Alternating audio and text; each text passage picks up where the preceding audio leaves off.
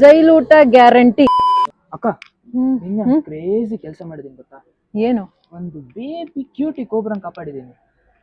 ಕೋಬ್ರಾನ? ಏನೋ ಇದು, ನಾಗರಾವಿನ ಮರಿ ಯಾಕೆ ರೆಸ್ಕ್ಯೂ ಮಾಡಿದೆ ನೀನು? ನಿನ್ನೆ ಜೋರಾಗಿ ಮಳೆ ಬರ್ತಿತ್ತಾ, ನಮ್ಮ ಮನೆ ಬಾತ್ರೂಮ್ ಅಲ್ಲಿ ಒಂದು ಕೋಬ್ರಾ ಮರಿ ಇತ್ತು. ಕ್ಯೂಟ್ ಆಗಿತ್ತು ಅಂದ್ರೆ ಅದನ್ನ ಹಂಗೆ ತಗೊಂಡು ಹಿಡಿದು ಜಾರೊಳಗೆ ಹಾಕೊಂಡು ಅದನ್ನ ಸಾಕೋಣ ಅಂತ ಇದ್ದೆ.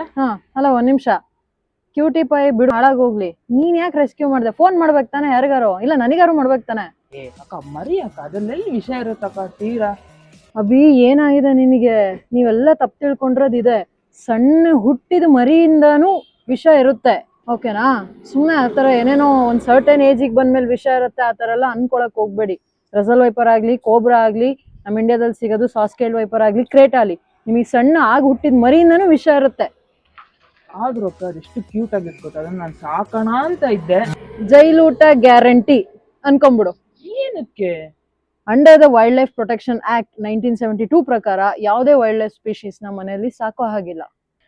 ಸರಿ ಆಯ್ತು, ಹಾಳಾಗೋಗ್ಲಿ, ಏನ್ ಮಾಡ್ದೆ ಅದನ್ನ? ಅದನ್ನ ಹಂಗೆ ಜಾರಕ್ ತಗೊಂಡೋದ್ನ ಕಾಡಲ್ಲಿ ಬಿಟ್ಟು ಬಂದೆ. ಅದ್ ಬಿಡುವಾಗ ಸಮೇತ ಕ್ಯೂಟ್ನೆಸ್ಸಿಗೆ ಒಂದ್ ಕಿಸ್ ಕೊಡೋಣ ಅಂತ ಇದ್ದೆ, ಅದ್ ಬುಳು ಬುಳು ಬುಳು ಅಂತ ಹೋಗ್ಬಿಡ್ತು.